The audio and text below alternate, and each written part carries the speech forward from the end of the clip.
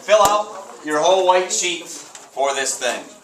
Some of it's new and some of it's old. I'm going to write some of the new things in red for you to add to your white sheet. Other stuff, I'm just going to assume you've already got it there.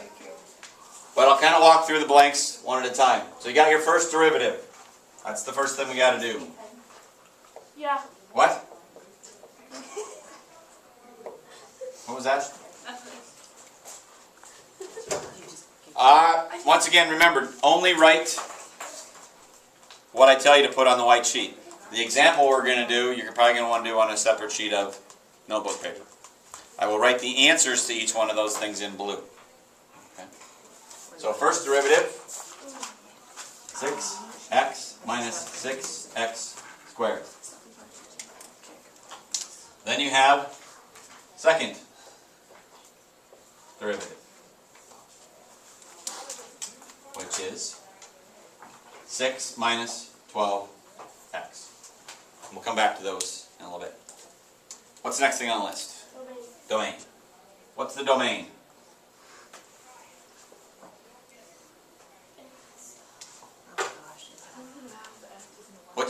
Which letter? X. It's the X's that you can use, right? So it's X's. This is in red, so you can put that on your white sheet. It's the X's. More specifically, it's the X's really that you can't use. You're more worried about what you can't use than what you can use. Two places that you got problems. Anybody remember? Fractions, form of fractions. Okay, yep. Dividing by 0. Division by 0 is bad. I don't think I spelled that right. I did. Or didn't I? There's an I in there, isn't there? There's right there. Okay. It looked weird. And did you have another one, Brandon? Square root of negative numbers. Hi. 6 on 3. Oh, I was gonna. Okay. Square roots of a negative. Only fractions, really. Okay. Most of the time, your answers are going to be something like x cannot equal. All right. Yes. So they're not, like, they can't be critical points. They might end up being critical points or inflection points because that still is an issue as far as analyzing things. But they wouldn't be part of what you could use to find the actual graph. If everything works, in other words, this isn't a fraction, right? Correct. Then everything works, so I write all real numbers, and I write all real numbers like that. That means all real numbers. Everything works. That's in blue, so that shouldn't go on your white sheet. That's the answer to that 3x squared minus. The domain for this is all real numbers. When you have polynomials, there's really no problems with your domain. Everything works. Next thing on the list is the range. Well, if that's, or the domain is the x's, what's the range? The y values you get. It's the y's. It's the hardest of the bunch to do. You will get the answer from the graph. You'll do it last.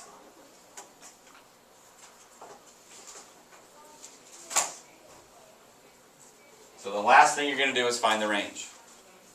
And we'll get that from the graph. What do we got next? X-intercept. Okay, what's the x-intercept? Y. X-intercept is where the graph crosses the x-axis. And so I have to let y equal 0 and solve for x. It's harder to do than the y-intercept.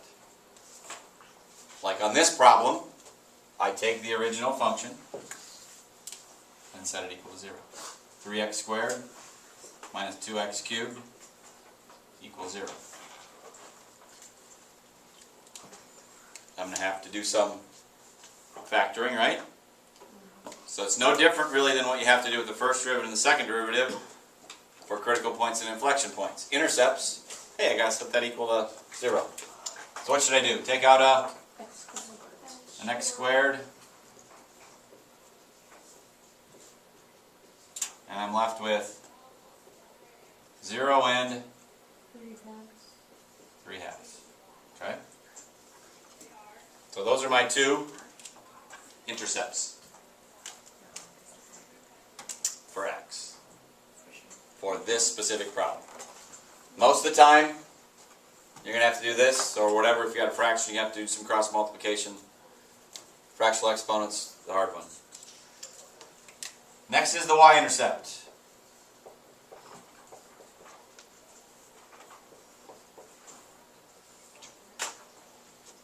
Well, if the x you let y equals 0, what do you think you do here? Let x equal 0. Solve for y. And every time you're going to do it, it's just going to be cards read. Because if I plug in 0, I get y equals 0.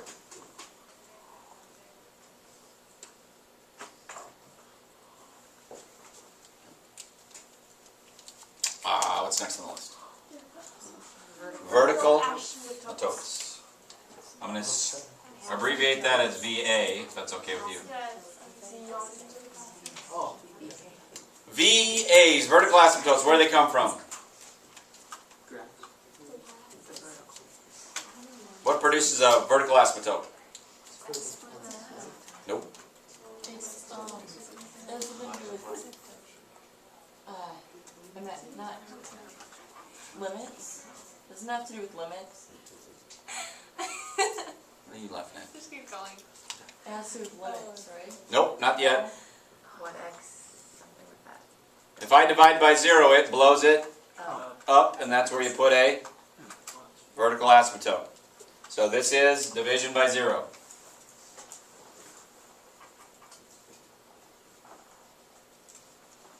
It's directly related to the domain. Where the domain is an x can't equal that, the vertical asymptote is a x equals that. And like the domain, it's only for fractions. So in this case, are there any vertical asymptotes? No. None. Who's next on the list? Horizontal asymptotes.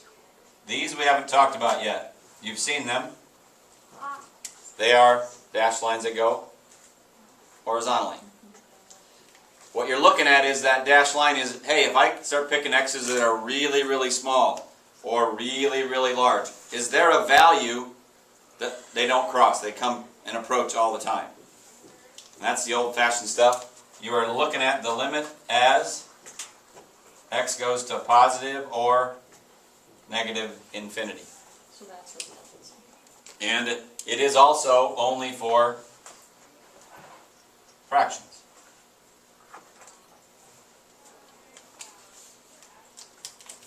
Anybody remember the technique for the limit as x goes to positive or negative infinity? You add, isn't it 0.1 or subtract? Nope, that's a different one. Close. That's if I got infinity. You multiply by the plug it in and it squares? goes away. Close. The highest power. Highest power. Divide by the highest power of x for that. Divide by the highest power of x.